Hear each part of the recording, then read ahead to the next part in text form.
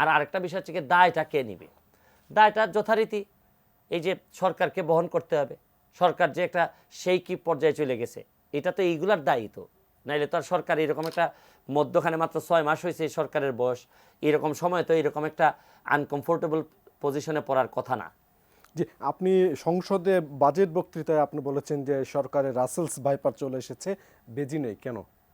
না এটা তো আমি কি কারণে বলছি সংসদে, বলছি যে বাংলাদেশে আপনি জানেন যে ওই যে মতিউরকে বাংলাদেশ ফাইন্যান্সিয়াল ইন্টেলিজেন্ট ইউনিট বলে একটা ইউনিট আছে, তারা ধরতে পারলো না তার যে এত সম্পদ। আমাদের ব্যাংক যারা এনবিআর পারলো না, হ্যাঁ পিবিআই পারলো না, দুদক পারলো না, পারলো কে একটা ছাগল। তো এই কারণেই আমি বলছিলাম যে এদেরকে তো ধরা হয় বেজি, Dudok, financial intelligent unit, SB, DB, এরা তো ধরে নেন বেজি। এরা হচ্ছে কি কাজটা কি, কাজ হচ্ছে কি রাসেল ভাইপারকে ধরা, বিষধর সাপকে ধরা। তো এরা কেউই ধরতে পারলো না, বেজি তো নাই, এরা তো বেজি না, তাইলে এরা কি? এরা তাইলে হচ্ছে কি বিষ, মানে বেজির অস্তিত্বই নাই। এরা তাইলে হচ্ছে কি বেশিরভাগ ক্ষেত্রে দেখা যাচ্ছে এদের পার্টনার, এরা তো বেজি না হয়ে বিষধর সাপের পার্টনার হয়ে গেছে, যার কারণে এরা কেউই আর রেগুলারে ধরতে পারে না। ক্ষেত্র বিশেষে ছাগল গিয়ে দেখা যাচ্ছে যে ওদেরকে ওই ছাগলের মাধ্যমে, এই ছাগল কাণ্ডের মাধ্যমে বেরোয় আসলো।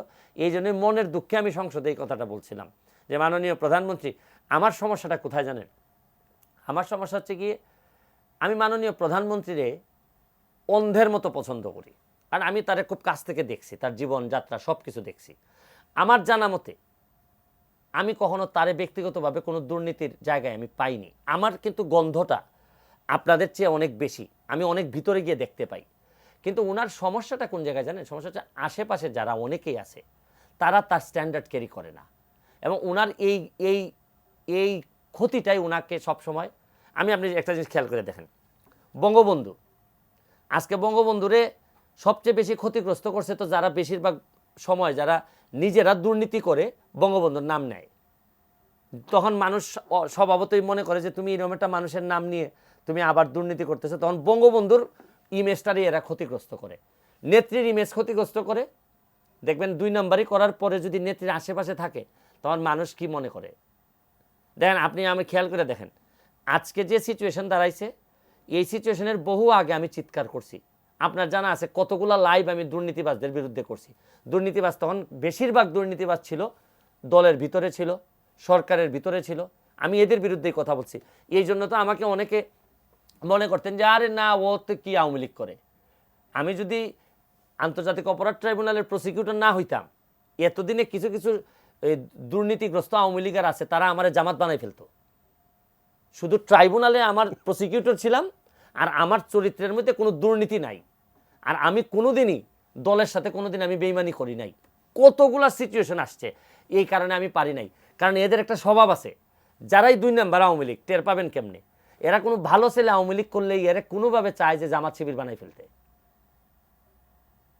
তো এই কষ্ট নিয়ে তো আমিও আছি, নাইলে আমার মতো লোক, আমি সারা জীবন করার পরও দেখছেন আপনার, আমাকে তো পাশ করে আসতে হয়েছে যে নৌকার বিরুদ্ধে নির্বাচন করে আমার পাশ করতে হয়েছে। অথচ আমি নির্বাচনের আগেই 49টা ব্রিজ করছি। আমি যুবলীগের তো করতেই পারলাম না। যুবলীগে আমার কি অপরাধ ছিল? আপনি আমারে বলেন অপরাধটা ছিল, আমি বললাম যে আওয়ামী লীগ, যুবলীগ, ছাত্রলীগ যে জায়গায় আছে এই জায়গায় পুলিশ কেন স্লোগান দিবে? পুলিশ স্লোগান দিবে কেন? পুলিশ তো রাষ্ট্রের দায়িত্বে। এটা আমার বিরুদ্ধে নিয়ে অভিযোগ তুলছে কি যে আমি নাকি জয় বাংলার বিরোধিতা করছি।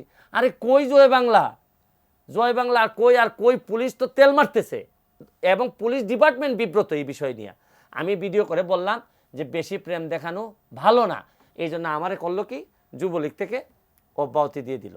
আর যার কারণে আমার অব্যাহতি দিল ওসি সাহেব, বিশাল কিসেতে উনি বিরাট বড় আওয়ামী লীগার হিসেবে থেকে এইখানে ভালো অবস্থানে আছেন।